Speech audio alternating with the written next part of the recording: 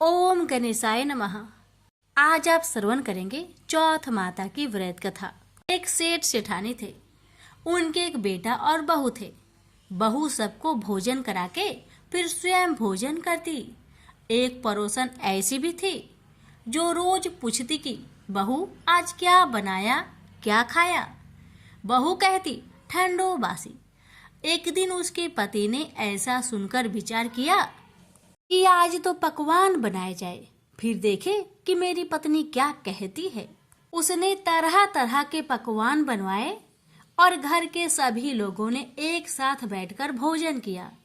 आज भी पड़ोसन ने पूछा तो बहू ने कहा ठंडो बासी।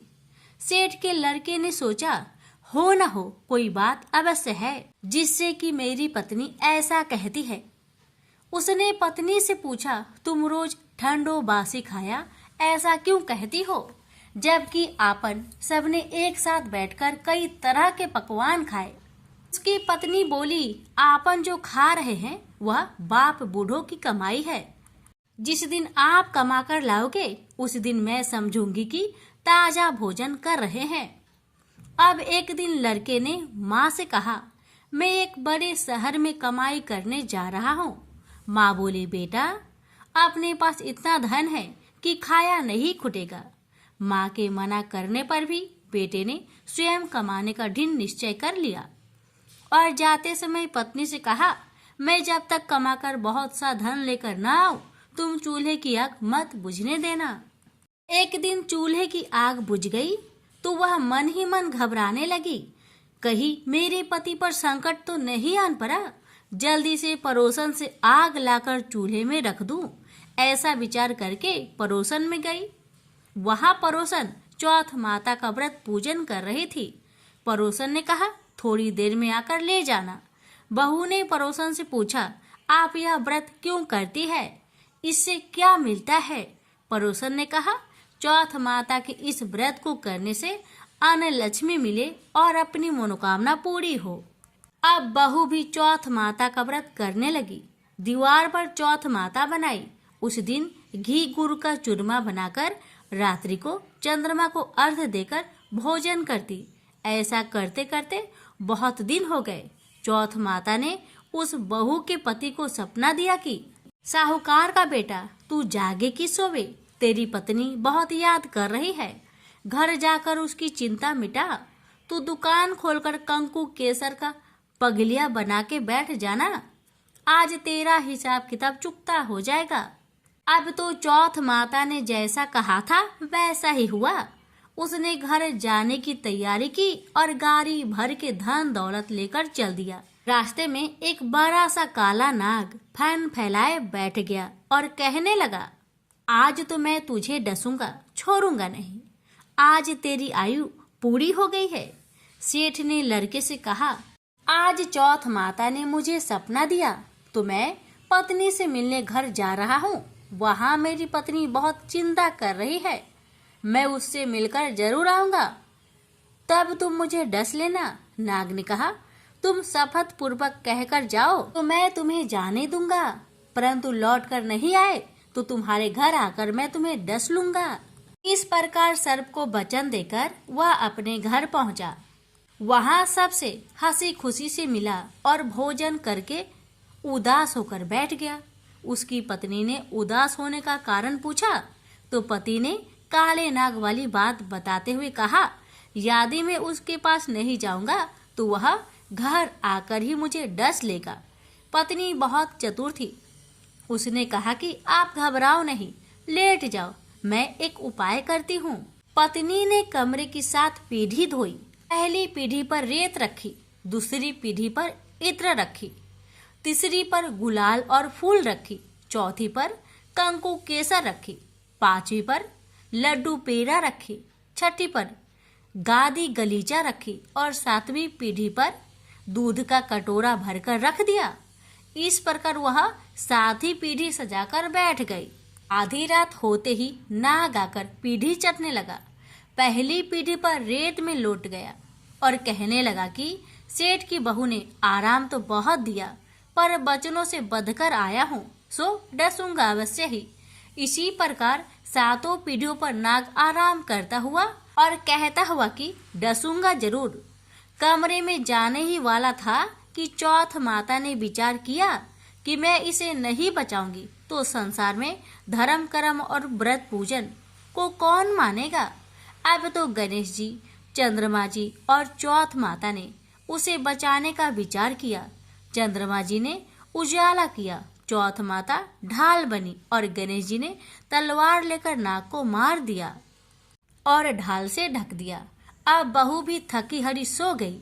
दिन उगा तो लोग बेटे से मिलने आए, परंतु बेटा बहू तो उठे ही नहीं थे।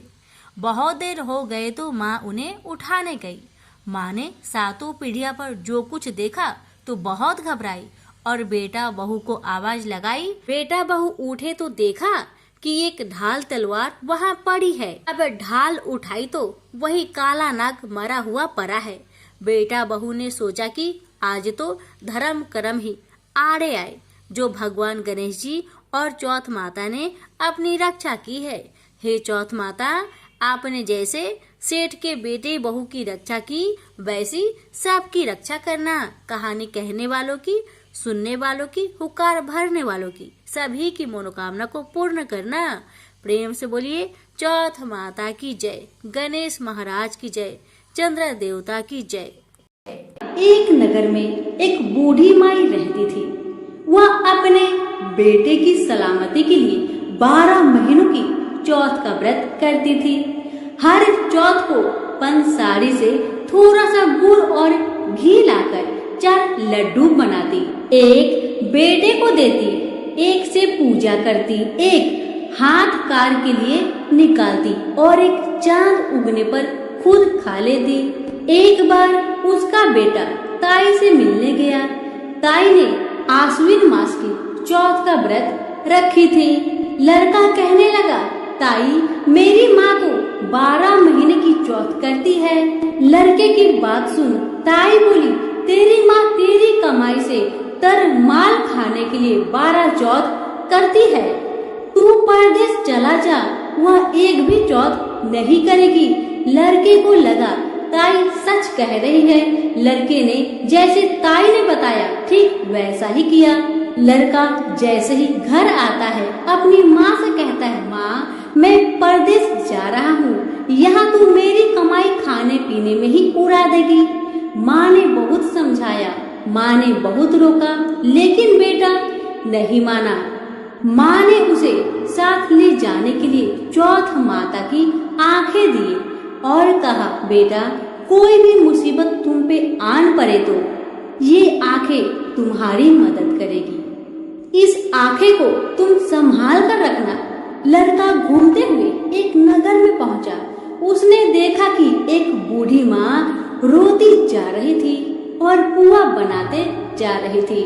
उसने कारण पूछा तो बूढ़ी माई ने कहा, बेटा इस नगर की पहाड़ी पर एक राक्षस रहता है। पहले वह हर नगर में आकर कई लोगों को खाने के लिए मार देता था। अब यहाँ का राजा हर घर से एक आदमी दैत्य के पास भेजता है उसके भोजन के लिए, और आज मेरे बेटे की बारी है, इसलिए मैं रोई जा रही हूँ और अपने बेटे के लिए ही पुए बना रही हूँ, क्योंकि मेरा बेटा को पुआ बहुत पसंद है। बस इसीलिए आज आखिरी बार मैं अपने बेटे को पुए बनाकर खिलाऊंगी। उसके बाद मेरा बेटा पुआ कभी नहीं खा पाएगा, क्योंकि मेरे बेटे को तो राक्षस अपना भोजन बना लेगा। बूढ़ी माई की बातें सुन वह लड़का बोला, माई तू पुआ को मुझे खिला दे, आज तेरे बेटे की जगह मैं चला जाता हूँ। बूढ़ी माँ ने खीर पुए उस लड़के को प्यार से खिलाए। लड़का खा पीकर वह सो गया। रात को राजा के सैनिक आए तो बूढ़ी माँ ने उस लड़के को भेज दिया।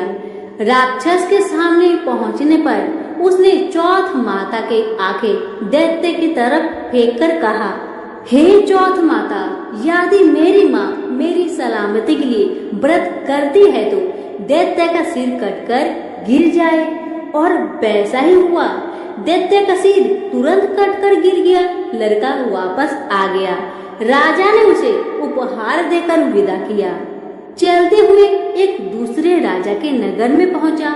इस राज्य में आवा तभी पकता है जब एक इंसान की बलि दी जाती थी। सिपाहियों ने उसे पकड़कर आवे में चुन दिया। लड़के ने आंखें आवे में डालकर कहा, हे चौथ माता, यदि मेरी माँ मेरे लिए व्रत करती है तो आवा मेरी बलि लिए बिना ही झट से पक जाए। और वैसा ही हुआ। आवा तुरंत पक गया। आवे में से मिट्टी की जगह सोने की बर्तन निकलने लगी। अंदर से लड़का बोला, बर्तन धीरे धीरे निकालना, मुझे चोट लग जाएगी। राजा ने उसे निकलवाया और पूछा, इस आवे से तुम कैसे बच गए? लड़के ने बताया कि उसकी माँ चौथ माता की व्रत करती है, व्रत के कारण ही वह बच पाया है। राजा को इसका यकीन नहीं हुआ। राजा ने एक चांदी की सुराही मंगवाई और कहा कि सुराही की नली से तुम निकल कर दिखाओ, तभी मुझे विश्वास होगा।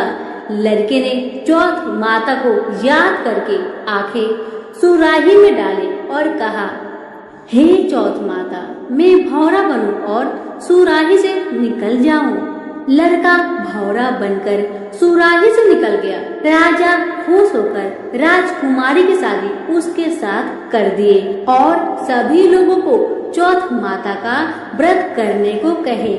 लड़के के शादी होने के बाद उसे अपनी माँ की याद आई। उसने राजा के पास जाकर खुद के नगर जाने की इच्छा जाहिर की। राजा ने रथ, घोड़ा, हाथी और खूब सारा दान दहेज देकर उन्हें विदा किए।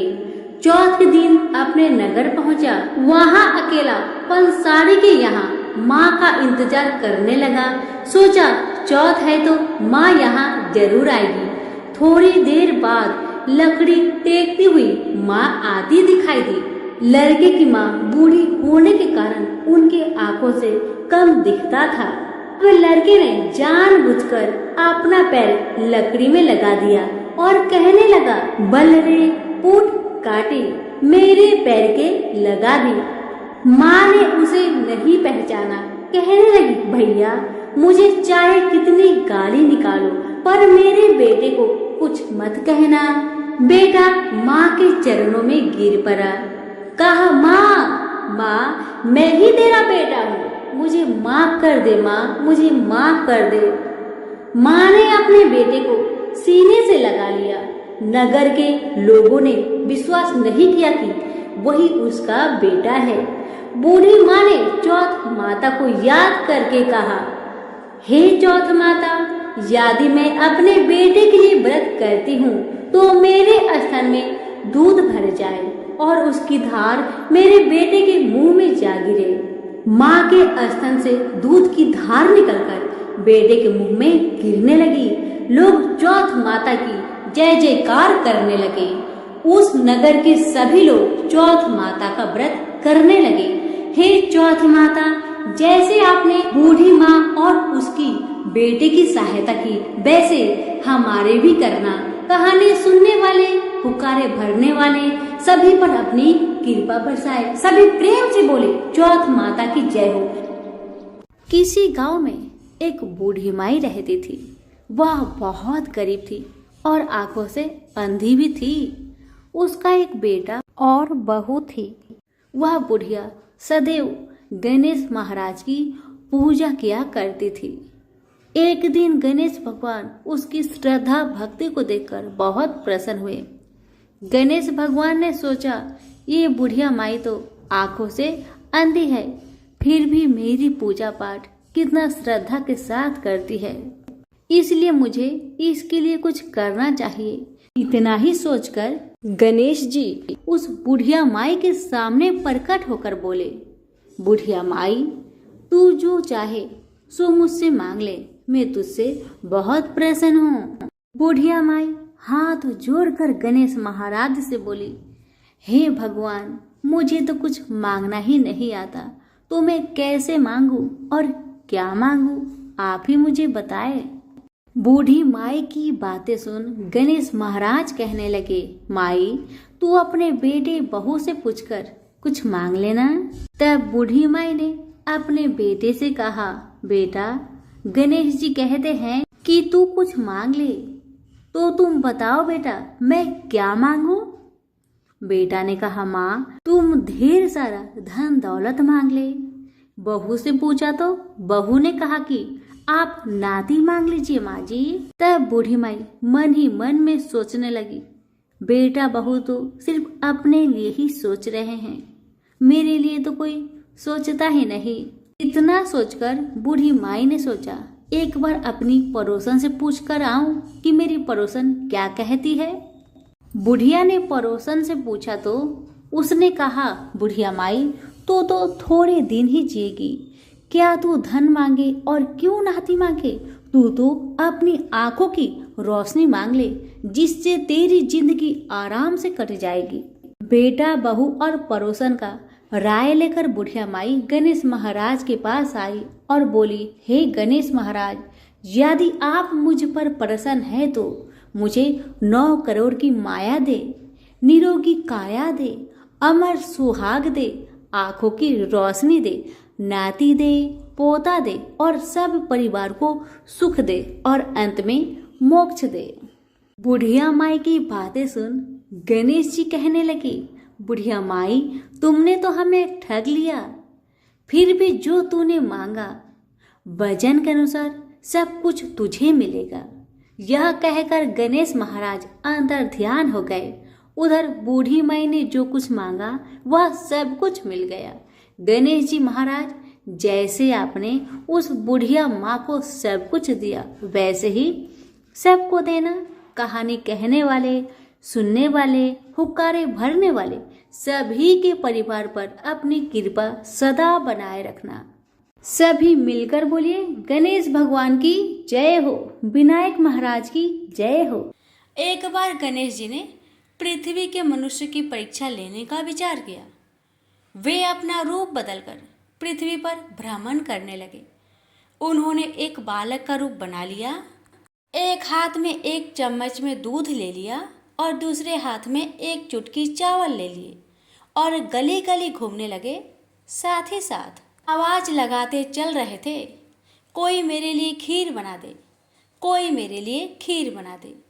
कोई भी उन पर ध्यान नहीं दे रहा था, बल्कि लोग उन पर हंस रहे थे। वे लगातार एक गांव के बाद दूसरे गांव इसी तरह चक्कर लगाते हुए पुकारते रहे, पर कोई खीर बनाने के लिए तैयार नहीं था। सुबह से शाम हो गई, गणेश जी लगातार घूमते रहे। एक बुढ़िया थी, शाम के वक्त अपनी झोपड़ी के बाहर बैठी हुई थी। तभी गणेश जी वहां से पुकारते हुए निकले कि कोई मेरी खीर बना दे, कोई मेरी खीर बना दे। बुढ़िया बहुत कोमल हृदय वाली स्त्री थी। उसने कहा, बेटा, मैं तेरी खीर बना देती हूँ। गणेश जी ने कहा, माई, अपने घर में से दूध और चावल लेने के लिए बर्तन ले आओ। बुढ़िया एक कटोरी लेकर जब झोपड़ी के बाहर आई तो गणेश जी ने कहा, अपने घर का सबसे बड़ा बर्तन लेकर आओ। बुढ़िया को थोड़ी झुलझुलाहट हुई, पर उसने कहा, चलो बच्चे का मन रख लेती हूँ। और अंदर जाकर वह अपने घर का सबसे बड़ा पतीला लेकर बाहर आई। गणेश जी ने चम्मच से पतीले में दूध उड़ेलना शुरू किया। तब बुढ़िया के आश्चर्य की सीमा न रही। जब उसने देखा दूध से पूरा पतीला भर गया है, एक के बाद एक वह बर्तन झोपड़ी से बाहर लाती गई और उसमें गणेश जी दूध भरते चले गए। इस तरह से घर के सारे बर्तन दूध से लबालब भर गए। गणेश भगवान ने बुढ़िया से कहा, मैं स्नान करके आता हूँ, तब तक तुम खीर बना लो, मैं वापस आकर खाऊंगा। बुढ़िया ने पूछा, मैं इतनी सारी खीर का क्या करूंगी? इस पर गणपति जी बोले, सारे गांव को दावत दे दो। बुढ़िया ने बड़े प्यार से मन लगाकर खीर बनाई। खीर की भीनी भीनी मीठी मीठी खुशबू चारों दिशाओं में फैल गई। खीर बनाने के बाद वह हर घर में जाकर खीर खाने का न्योता देने लगी। लोग उस पर हंस रहे थे। बुढ़िया के घर में खाने को दाना नहीं और यह सारे गांव को खीर खाने की दावत दे रही है। लोगों को कौतूहल हुआ और खीर की खुशबू से लोग खींचे चले आए। लो, सारा गांव बुढ़िया घर में इकट्ठा हो गया। जब बुढ़िया की बहू को दावत की बात मालूम हुई तब वह सबसे पहले वहां पहुंच गई। उसने खीर से भरे पतीलों को जब देखा तो उसके मुंह में पानी आ गया। उसे बड़ी जोर से भूख लगी हुई थी। उसने एक कटोरी खीर निकाली और दरवाजे के पीछे बैठकर खाने को तैयार करने लगी। इसी बीच एक छींटा गिर गया और गणपति जी का भोग लग गया और वो प्रसन्न हो गए। अब पूरे गांव को खाने की दावत देकर बुढ़िया वापस अपने घर आई। उसने देखा बालक वापस आ गया था। बुढ़िया ने कहा, बेटा खीर तैयार है, भोग लगा लो। गणपति जी बोले, माँ भोग तो लग चुका है, मेरा पेट पूरी तरह से भर गया है, मैं तृप्त हूँ, अब तू खा, अपने परिवार और गांव वालों को खिला। बुढ़िया ने कहा, यह तो बहुत ज्यादा है, सबका पेट भर जाएगा, इसके बाद भी यह बच जाएगी। उस बची खीर का मैं क्या करूंगी? ईश्वर गणेश जी बोले, उस बची खीर को रात में अपने घर के चारों कोनों में रख देना। और बुढ़िया ने ऐसा ही किया। जब सारा गांव जी भरकर खा चुका तभी ढेर सारी खीर बच गई। उसने उसके पत्र को अपने घर के चारों तरफ रख दिया। वहां उठकर उसने क्या देखा? पतीले में खीर के स्थान पर हीरे, जवाहरात और मोती भर गए हैं। वह बहुत खुश हुई। उसकी सारी दरिद्रता दूर हो गई। वह आराम से रहने लगी। उसने गणपति जी का एक भव्य मंदिर बनवाया और साथ में एक बड़ा सा तालाब भी खुदवाया। इस तरह उसका नाम दूर दूर तक प्रसिद्ध हो गया। उस जगह वार्षिक मेले लगने लगे। लोग गणेश जी की कृपा प्राप्त करने के लिए उस स्थान पर पूजा करने और मान्यताएं मानने के लिए आने लगे। गणेश जी सबकी मनोकामनाएं को पूरी करने लगे। प्रेम से बोलिए गणेश भगवान की जय।